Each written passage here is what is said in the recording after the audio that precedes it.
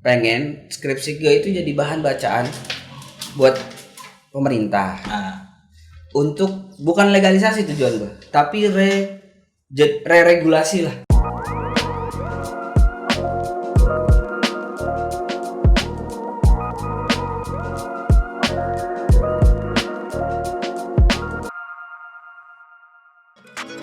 Balik lagi sama Mas Bin di sini. Sekarang gue kedatangan tamu nih guys, temen gue. Dia suaminya sohib gue, namanya Eja. Coba Maman perkenalkan. Aduh, makasih banget Mas. Sebelumnya udah diundang buat ngobrol. Makasih banyak kesempatannya. Halo, gue Eja. Gue temennya Bibin dari istri gue. Kita udah berapa tahun? 5 tahun ya? 5 tahun. 4 tahun. 4 tahunan aja ya? Oke, 4 tahun. 4 tahunan ya? 4 tahun. Oke, sejak pertama kali langsung kenalan. Iya, pertama kali kenal gue langsung diajak ke gunung guys. Gunung ya itu ya? Bukit. Kita Soalnya kaki gunung sih. Kaki gunung tepatnya.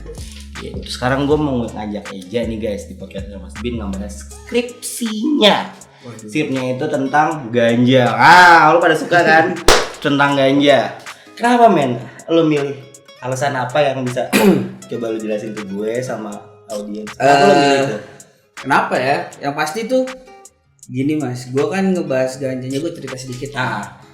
Kalau cerita tentang ganja dan pembahasan, ini nggak terkait sama mata kuliah jurusan yang gue ambil di kampus. Gue itu jurusan ekonomi Islam di UIN Syarif Hidayatullah. UIN Syarif Hidayatullah angkatan 2009. Skripsi gue ini tahun 2015, jadi udah 5 tahunan nih umur skripsi. Nah terus skripsi karena gue ekonomi Islam dan gue ngelihat latar belakang Indonesia ini mayoritas Muslim, harusnya kita bisa memanfaatkan tanaman ini, tanaman ganja ini, kanabis. Gue sebutnya di skripsi kanabis. Karena ini terkait sama keilmiahan kan. Karena pembahasan deskripsi Mas. Benar. Nah, paham. Terus setelah gue ngerokok santai ya? Yoi. Setelah kanabis ini jadi polemik di otak gua angkat, gua kaitkan dengan sumber pendapatan ekonomi Islam. Ternyata ada potensinya. Ada potensinya. Tepatnya dalam sumber daya sebagai obat. Bahan medical, untuk medical, untuk industri medis. Ya emang efek kanabis kan menenangkan, ya nggak sih? Iya, bikin orang tenang, mau ngapa-ngapain juga enak, santai gitu, bawaannya juga ketawa, happy gitu ya. Kenapa aja lo kok bisa mutusin untuk ngambil skripsi kanabis tentang ekonomi Islam? Why Maman? Itu susah loh. Langsung aja nih berarti. Karena Indonesia ini punya tanaman endemik yang ada di Aceh. Namanya kanabis. Dan itu adalah menjadi masalah terbesar kayaknya terkait sama peredaran gelap narkotika kita di Indonesia. Kartel bahasanya. Terus karena kita punya tanaman endemik dan kita nggak manfaatin selama ini, karena barang buktinya cuma dijadiin konsumsi media doang, di foto-foto buat laporan ke masyarakat, kesannya kan seperti itu. Nah ternyata di Aceh kebetulan yang punya otonomi daerah agak berbeda dan istimewa lah bahasanya. Emang daerah khusus juga kan. Nah dia punya majelis permusyawaratan ulama namanya Mas. Dan dia mengeluarkan fatwa terkait sama pemanfaatan barang bukti ilegal yang masih bisa dimanfaatkan oleh negara. Di fatwa nomor 1 tahun 2014 gitu. Keren ya. Nah terkait sama fatwa itu akhirnya makin erat nih, benang merahnya makin jelas. Gila guys, sampai ada fatwanya lo guys. Karena kan gini ya, gimana secara hukum Islam kita kan kenal Al-Quran, hadis. Setelah hadis nggak ada, setelah Rasul udah nggak ada, meninggal, lalu wafat Rasul, dilanjutkan oleh para sahabat, tabiin gitu. Pokoknya terus sampai ke ulama. Nah ulama punya ijtihad. Nah untuk untuk ruang lingkup regional di Indonesia atau negara atau daerah, mereka percaya pada ulama-ulamanya dong. Ya pasti. Dan organisasi-organisasi Islam yang juga ngeluarin fatwa. Ya. Nah untuk itu di Aceh mereka pun menggunakan mempercayai 2 lembaga ulama yaitu MUI yang pertama bagian Aceh untuk regional Aceh dan Majelis Perwakilan Permusyawaratan Ulama Aceh. Oke. Nah karena MPU ini digunakan akhirnya itu yang coba gua nyolek kali ya bahasanya Mas. Nyolek pemerintah Aceh untuk tidak hanya membahas Islam terkait sama hukum-hukum yang terkesannya kejam. Ya. Kalau mau terkesan ya, garis bawah terkesan ya. Terkesan karena kalau ngomongin hukum balik lagi di Al-Qur'an dan hadis ya memang begitu caranya kan. Begitu. Dan itu ada beberapa yang diringankan kok sebenarnya dosis penghukumannya kan gitu. Nah, tapi itu doang yang dipakai kan di Aceh, at least itu doang bener kan. Nah kenapa sih ekonominya nggak mau dipakai? Nah kalau memang mau dipakai MPU-nya dipakai dong fatwanya. Kayak gitu untuk sektor Aceh karena skripsi gua kan kerucutnya di Aceh nih, Nagro Aceh Darussalam. Tunggu sebentar, gua potong.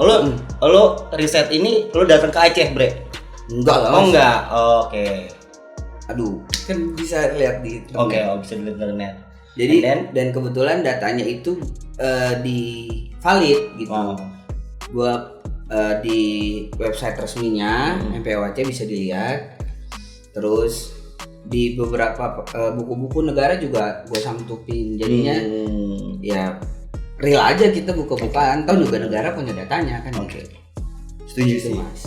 Yang penting ada data real. Data realnya ya. Nggak ngomong-ngomong doang kan gitu. Terus mau lo lanjutin apa gue mau nanya yang kedua? Tadi kan belum selesai. Lupa ya. Ini kan terkait sama kenapa ngebahas itu? Itu kan tadi udah dijelasin. Oke. Potensinya apa sih, Maman? Ada nggak? Karena ada potensi tadi kan makanya gue bahas. Oke. Terus right. Potensi untuk daleminnya gimana? Nah, terkait sama Islam balik lagi. Islam itu agak ringan untuk sesuatu yang bersifat kesehatan kan? Misalnya darah. Darah tuh kan haram, tapi boleh buat obat gatal. Benar. Makan biawak kayak gitu-gitu lah, ular kayak gitu. Lu pernah, Bre? Enggak. Alhamdulillah belum pernah, Mas. Terus. Enggak ada niat gue ngerokok juga ya. Santai. Begitu. Nah, karena kita punya keringanan, jadinya gue sepakatin buat ngebahasnya lebih ke medis. Tok. Oh iya benar ya, darah haram. Tapi kalau buat sakit atau juga boleh halal ya. Boleh. Gitu ya. Emang ada tujuannya untuk penyembuhan Maman ya. Nah, ada manfaat lah. Kurang lebih gitu. Nah. Terus pandangan potensinya yang besar apa Gak? Nah, terkait sama industri medis tadi, nggak bisa dipungkirin. Hari ini dunia sudah mengatakan kalau ganja bisa digunakan untuk obat. Ya. Salah satunya kanker dan epilepsi. Ya. Itu gue baca tuh. Artikel gue pernah baca.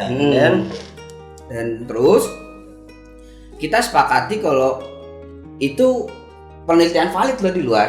Sepakat dulu nih. Jangan bilang Indonesia kan belum ada penelitian. Kita sepakat juga itu belum ada, tapi kita sepakatin dulu yang udah ada nih. Walaupun sambil nunggu negara kita neliti. Nah, lalu terkait sama potensi itu ada akar sama daun atau bunga sih lebih tepatnya. Tapi daun dan bunga bisa dipakai untuk dijadikan ekstrak dan akar bisa direbus untuk obat. Gitu. Nah, ada 2 potensi dari satu tanaman. Contoh daun dan akar. Ya kan? Nah, dari belum ngomongin produk nih. Guys. Keren.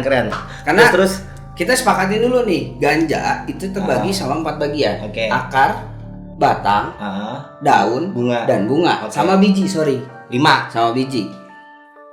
Nah, yang punya potensi itu 2. Akar dan daun. Sebenarnya biji juga bisa, cuma untuk kebanyakan untuk bumbu. Itu kata salah seorang tokoh di Aceh. Ada di deskripsi gue tuh. Bumbu ya. Rempah-rempah guys. Nah, makanya kita banyak didatengin penjajah. Kan dia. Rempah-rempahnya banyak. Rempah-rempahnya banyak banget asli. Nah, lanjut terkait sama itu akar itu punya hasilnya sendiri dan daun punya produknya sendiri. Oke. Daun kita olah jadi ekstrak. Yes. Nah kalau akar itu tinggal direbus aja, jadi kita jual mentah. Oh gitu, jadi akarnya nih direbus. Itu ada takaran apinya nggak, suhunya berapa gitu?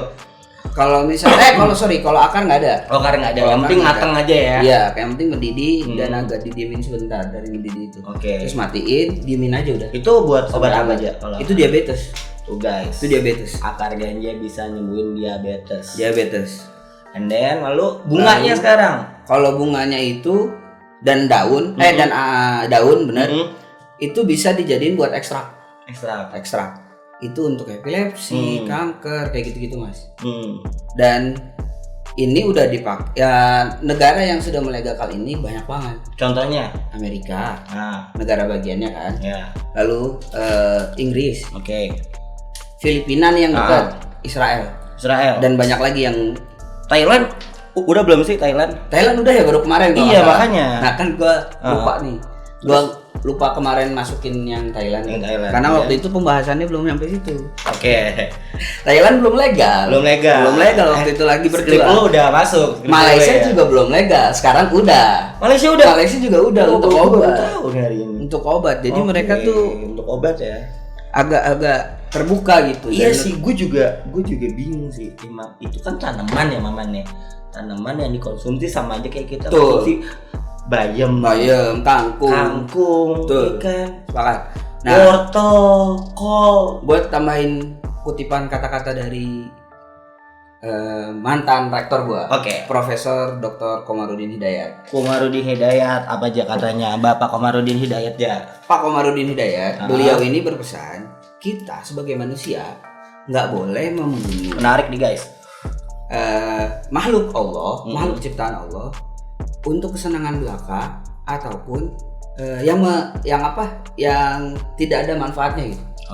Jadi kalau lu mustahin tanaman karena ngeganggu misalnya kayak semak-semak kan gitu, nah itu nggak apa-apa, karena kan nggak enak dilihat, terus jadi kotor, di situ nanti ada ular segala macam, banyak lah mudorotnya, banyak lah ininya yang bakal terjadi yang negatif ya. Nah terus kata dia begitu, dan dia bilang tidak ada ciptaan Tuhan yang sia-sia, termasuk tanaman ganja. Itu mantan rektor UIN Syarif Hidayatullah yang bilang. Jadi karena rektor aja bilang gitu, masa mahasiswanya nggak manut sama rektor? Bener. Ya namanya anak muda mah ngikutin orang tua guys. Gitu. Benar ja, gue setuju kalau itu. Terus kedepannya gimana aja? Harapan lo ya kan? Kedepannya tentang dari tulisan lo nih, lo kan nulis nih lama nih kan, skripsi lumayan. Berapa tahun kalau gue boleh tahu? Nggak nyampe setahun. 6 bulanan ya? Sekitar segitu. Nah, abis yang lu tulis, pasti lo kan lu pingin kan tulisan lo ini didengar sama masyarakat. Ya kan? Pengen banget dong. Apa sih Ja kedepannya tulisan lo ini berguna untuk masyarakat, gimana Ja? Jelasin Ja.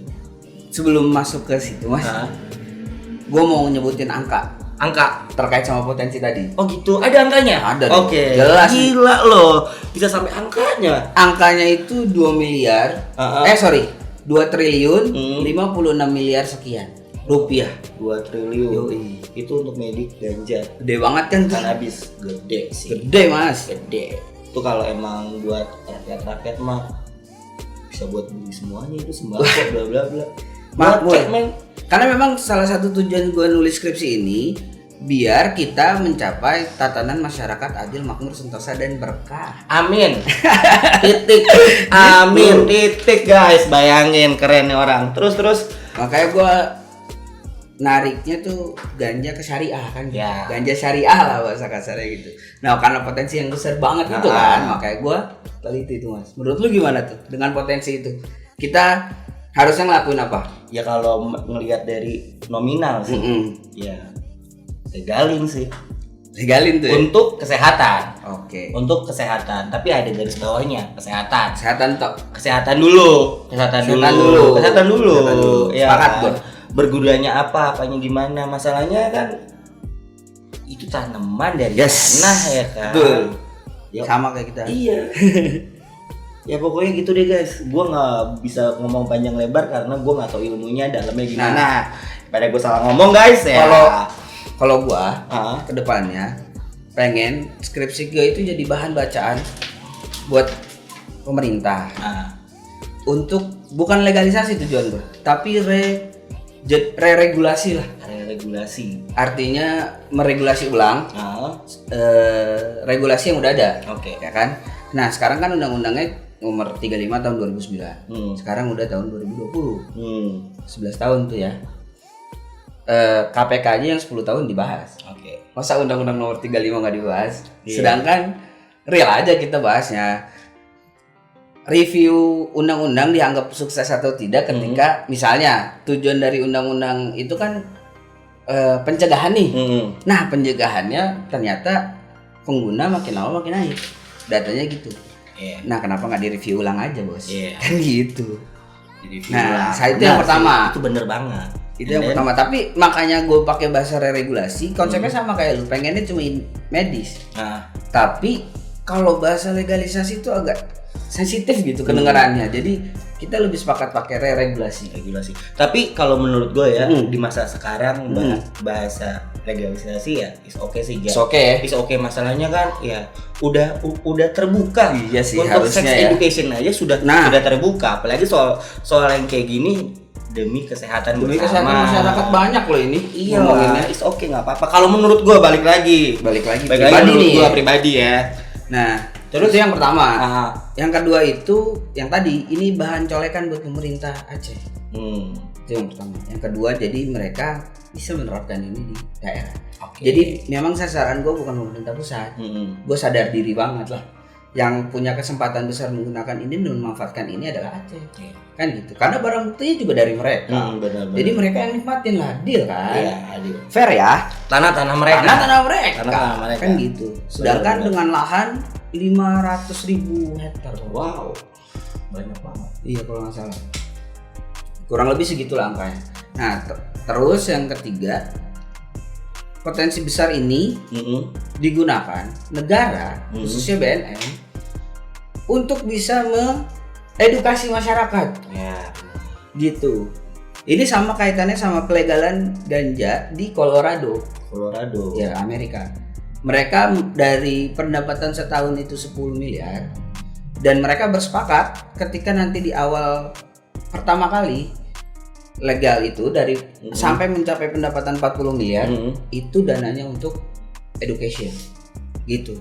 Jadi memang dana yang terhimpun juga bukan digunakan untuk hal-hal yang aneh-aneh gitu. Ya, istilahnya itu harapannya sih.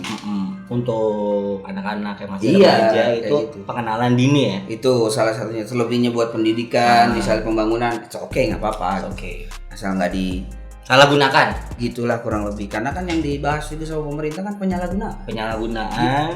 Jadi kita impactnya kemana? Jadi kita harus melakukan pembenar-gunaan dong terhadap potensi kan gitu. Benar. Setuju sih gue.